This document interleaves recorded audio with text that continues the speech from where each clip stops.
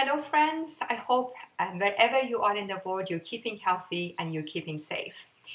First of all, I wanted to send a thank you to all of my fellow pharmacists, pharmacy technicians, doctors, nurses, all of the staff in the hospital, and everybody in the healthcare system for doing all that you're doing for the rest of us.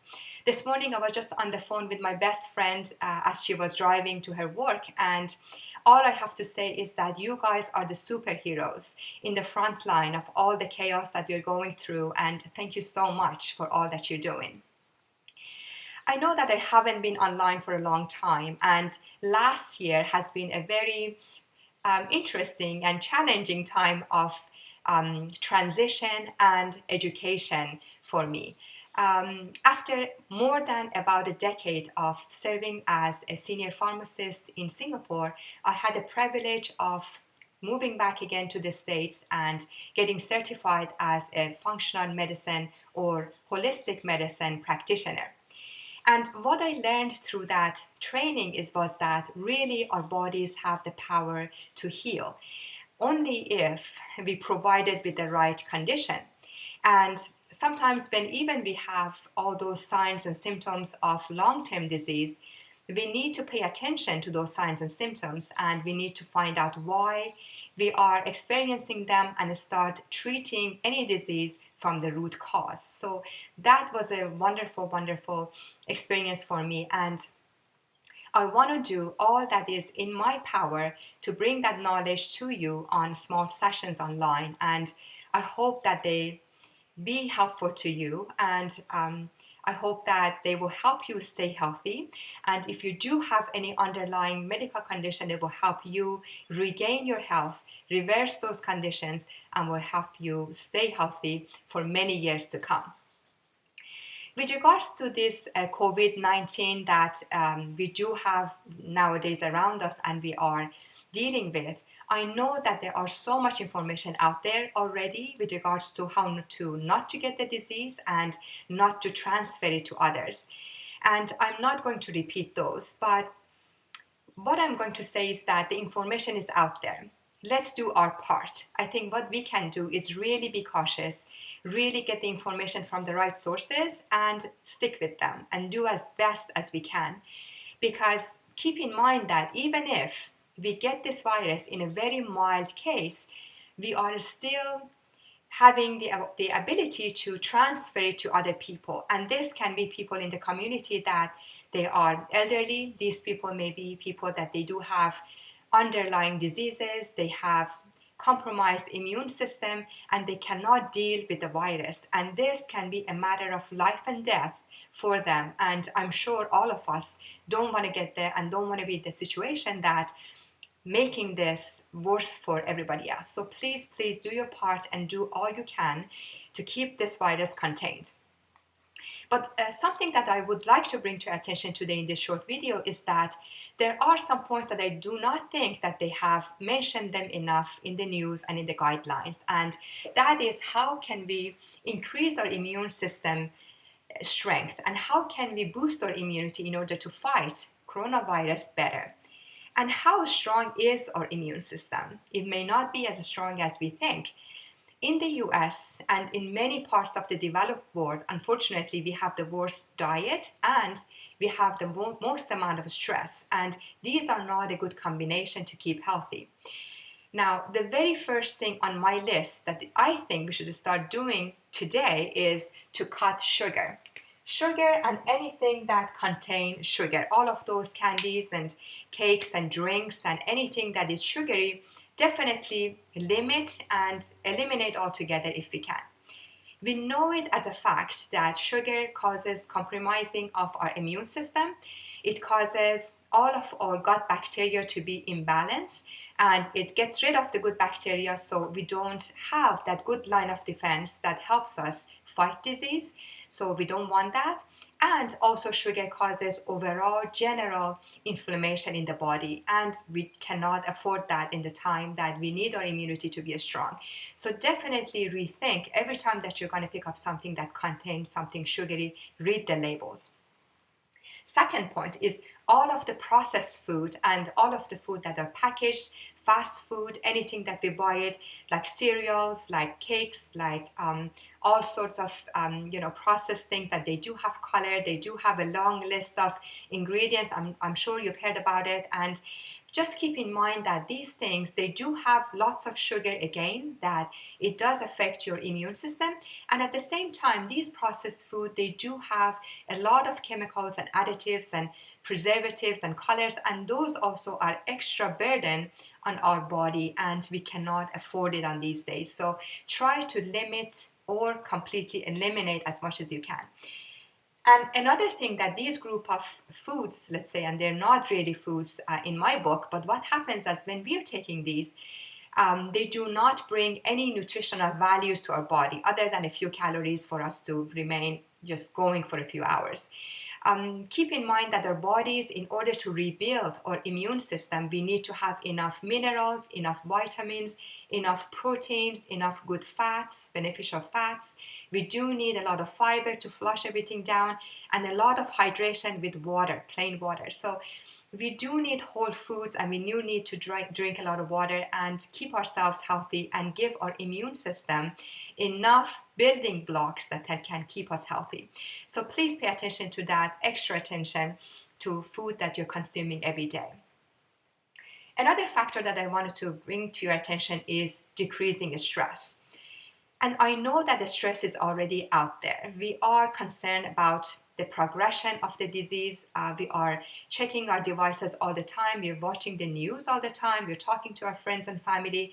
And the stress seems to be ongoing. And that's where we get ourselves in trouble. This is when our nervous system gets its fight or flight part higher. So when the fight or flight part is high and it's in high gear, let's say, because our body is trying to defend itself, our immunity and our digest and our regeneration part of immune system is going to be in back burner, and it's going to be of lower importance. So now our immunity is going to suffer. What we need to do is that during the day, try to get ourselves out of this pattern of a stress that it tends to become like a cycle that keeps on going and going. What we need to do is pattern interrupt, they call it. So we need to consciously and actively go in every day and cut those parts of stress, kind of cut the pattern in pieces, basically. And how can I explain it? Basically, we try to get out of the pattern. One of the best things that we can do is exercise. Exercise helps us here. Cut this pattern here. What we can do, the best thing is going outdoor, take a walk, take a very mild jog if you can, use sunshine, get fresh air, and if possible, don't take your devices, don't listen to the news as you're out, and try to, as much as possible, calm your nervous system as you're out there, and just enjoy just interrupting the stress pattern for a period of time. This would be very beneficial. And if you are indoors, there are so many different videos nowadays on the computer. Try something like an aerobic exercise. You can also do yoga, you can do Tai Chi. These are all wonderful, especially because exercises that blend breathing and movement, they are wonderful, just because breathing itself on its own has extreme wonderful effect on cutting stress and helping us relax. And this brings me to the next point of deep breathing. And I think a few times a day we can actually sit down, maybe a couple of minutes, give yourself to deep breathe. And the best way to practice this is to breath in, and then your breath out, you want to be even longer than breath in. So let's say if you're doing 4 counts breath in, your breath out, you want it to be 5 or more count breath out. And this really helps to bring down those hormones of stress in your body, and is quite effective. Another thing that can break this cycle of stress is meditation.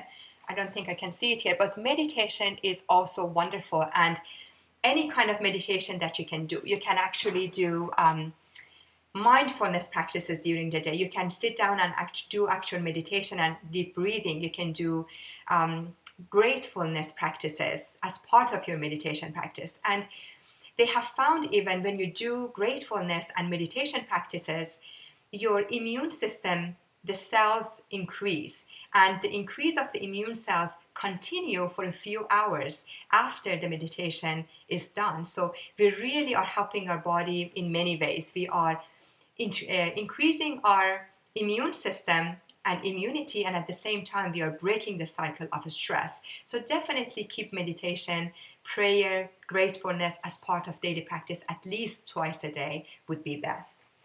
What else can we do? Music is wonderful. If you're doing something around the house, I know many of my friends I'm talking to, they're reorganizing stuff. They're doing things that they haven't done before. Children are home now a lot of times, and just get everybody involved. Get everybody like a few times a day, put some music on, get that stress level down, and just do some movement with the music, and that would be the best thing that we can do to break the cycle.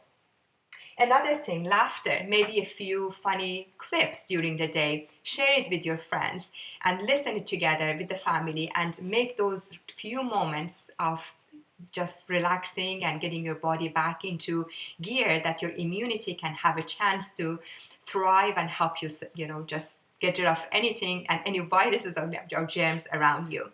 And another thing that I have is read. I know a lot of us have things that we wanted to read for the longest time and we didn't have time to get around it. And this is the best time. Get around those books that you wanted to read 10 minutes, 20 minutes a day, break it into parts of the day and just sit down and focus on something other than your work and the TV and the news and everything else. And these are just a few suggestions. There are many things that you can do to break the cycle of stress, but bear in mind that interrupting the pattern has known to be the most effective thing that we should do consciously during the day to bring our cortisol level and everything down. And another thing that this does, bringing down the stress and the stress hormones and also exercising, all of that, they also help bring our insulin level, which is something that has with our blood sugar. A lot of us have blood sugar issues. All of these are going hand in hand, so it helps us in many different ways. So definitely try doing these steps as much as you can during the day. And last but not least, something that they have here is a quality sleep. And during the times of high quality and peaceful sleep that we can give ourselves during the nighttime, this is the best thing that our regeneration happens. Our immune system starts to boost. The cells that are unwanted and that are generated in our body during every day, we have them. They are being washed off. All of these viruses and germs and fungi and everything, our body has a chance to basically flush them out and get rid of those pathogens. So give yourself a chance. Don't sit down too long during the night for watching any videos or something like that, or movies. Sometimes they keep us from really getting that much sleep that we need, and or sitting on doing work or email, because especially if you can have a couple of hours of sleep before midnight, that would be best beneficial time of deep sleep. I hope these points are useful for you, and I just wanted to say that I'm here. If there are any questions that you have, please post. I would be more than happy to help and be there for you, and we're all in it together, and whatever we can do, we should do it for each other. And just sending you love from where I am, and I hope to see you soon. Keep healthy and keep well.